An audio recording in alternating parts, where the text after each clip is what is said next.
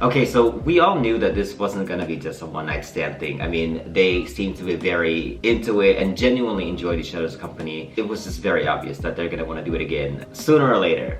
I mean, can you blame them, aside from the fact that they're both insanely physically attractive? But they seem to enjoy each other's company, and they seem to understand each other, and they get each other. They both seem to be kind of lonely to some degree. I feel like some parts of them feel absent. In this episode, we learned that Wandee's parents had passed on. I don't know exactly what happened to them and how long they've been gone, but it seems like he's kind of just on his own. Well, grandma's there. I'm glad that he's able to visit grandma, but she doesn't seem like she's able to be there for him as much as he would like her to be. It looks like she's now living in some type of assisted living facility where she kind of is confined in, for the most part. Granted, he's able to visit her, but because of his busy schedule, you know, he's not able to do that as often as I'm sure he would like. For the most part, Wandee seems like he's kind of been on his own and trying to be strong and independent as possible. And I think the line of work that he does as a doctor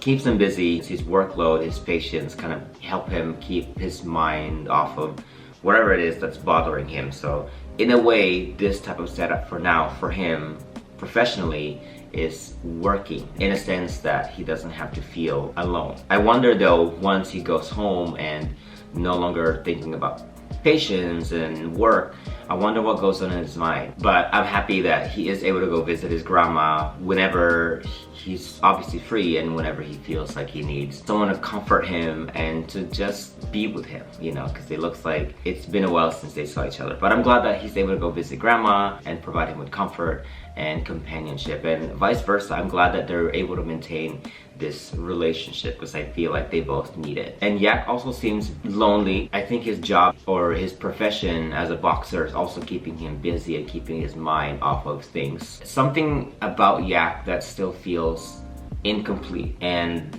I don't know if his parents are still around. I don't know much about his background, but in terms of his love life, it just feels like something is still not figured out fully.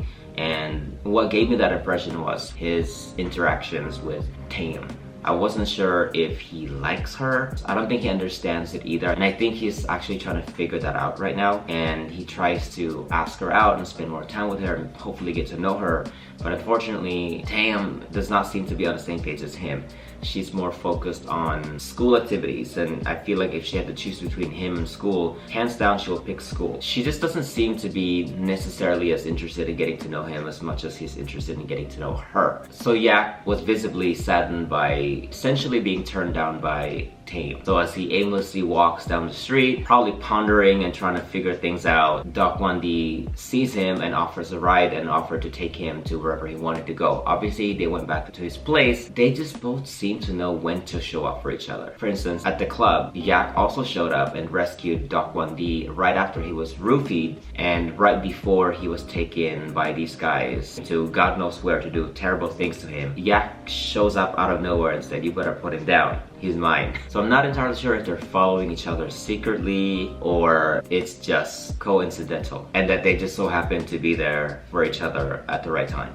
Whatever the case may be, I'm glad that they did, because they seem to show up for each other when it truly mattered. So, and I love their time together when they first get to their apartment, because they're just kind of sitting there just watching a series or watching a show. They just seem to find comfort in each other's company. It's evident that they care about each other, whether they like to admit it or not. I know they try to pull back when they catch themselves getting too caring or too affectionate, but for the most part, it's very obvious that they care about each other. And I think Yak is beginning to grow on Wandee, whether he likes to admit it or not. Even though he's still trying to recover from Tair's rejection, he's beginning to notice that Yak seems to be there for him when he needed somebody. They obviously like each other, they obviously are attracted to each other, but I feel like they're not able to commit to a full-on exclusive relationship for multiple reasons, I'm sure. Their professions and their jobs alone are keeping him from committing to anything else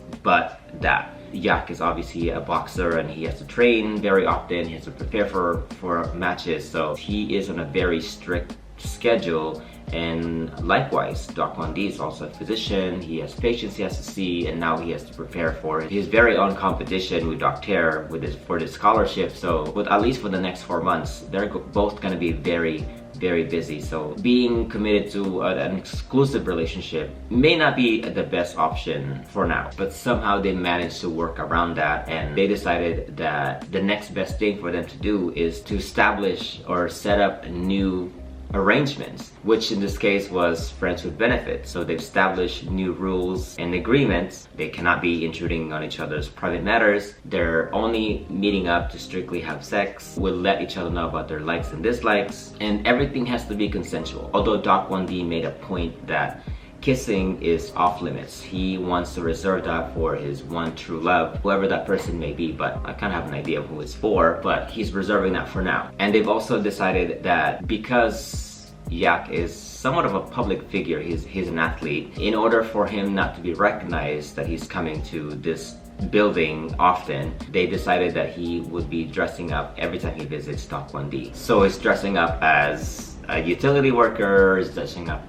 as a delivery worker, or whatever the case may be, just to kind of avoid the press, I guess. So he's essentially playing dress up or cosplaying every time he has to go see Doc Wandee. I think the setup adds a layer of excitement to their already exciting, newly established relationship. It keeps everything fresh and new. You know, they even role play at some point. So I think this is a good idea, as long as, again, it's consensual, and it even, in a way, it even satisfies Doc Wandee's thing about not having sex with the same person.